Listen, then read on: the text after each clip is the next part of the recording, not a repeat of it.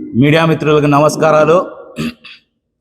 మరి మొన్నటి రోజున ఎగ్జిబిషన్లో జరిగిన విషయం ఒకటైతే, మరి సాక్షి పేపర్లో ఏదైతే అసాక్షి పేపర్ ఉందో, సూట్ కేసుల కంపెనీ ద్వారా వచ్చిన పేపరు, దొంగ పేపర్ ద్వారా అసత్యాలను ప్రచారం చేస్తున్న వైసీపీ శ్రేణులకు ఓటే చెప్తున్నా.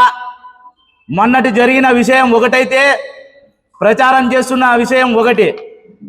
మొన్నటి రోజున ఎగ్జిబిషన్లో గురు అనే మా స్నేహితుడు తన ఫ్యామిలీ లోపల ఉంది, పిలుచుకొని నేను బయటికి వచ్చేస్తాను, నా ఫ్యామిలీని పిలుచుకొని బయటికి వస్తాననే సందర్భంలో అతనికి ఘర్షణ పడి మా హరి అనే వ్యక్తిని కొట్టి రక్తం చిందించి, అక్కడ ఉన్న ఎగ్జిబిషన్లో 40 మంది ఉంటే 40 మంది దాడి చేసి కొట్టింది కాక,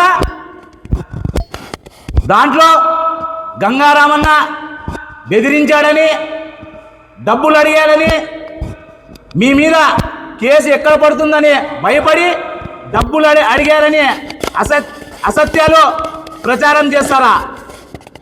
ఒకటే చెప్తున్నాం ఈ వైసీపీ శ్రేణులకి, మీరు దగ్గుపాటి ప్రసాద్ అన్న అభివృద్ధిని ఓర్వలేక కొంతమంది జాతీయ నాయకులని చెప్పుకుంటున్న తిరిగే వ్యక్తులు స్క్రిప్ట్ రాసిస్తే నువ్వు ఎస్పీ ఆఫీస్కి పోయి అసత్యాలు ప్రచారం చేస్తావా? నీకు ఒకటే చెప్తున్నా, మొన్నటి రోజున గొడవ జరిగిన 5 నిమిషాలకే నేను అక్కడికి వచ్చా, నీతో మాట్లాడా. పగారినలా నువ్వు మజీదులోకైనా దర్గాలోకైనా వచ్చి ప్రమాణం చేస్తావా?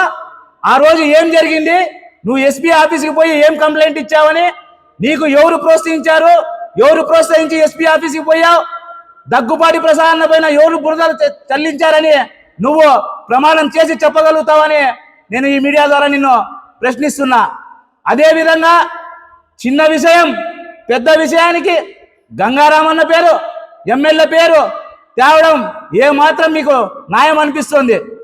మేము చేస్తున్న అభివృద్ధి మీరు అడ్డుకోలేరు, ఇలాంటి అసత్యాలు ప్రచారం చేసి మీరు అడ్డుపడలేరు.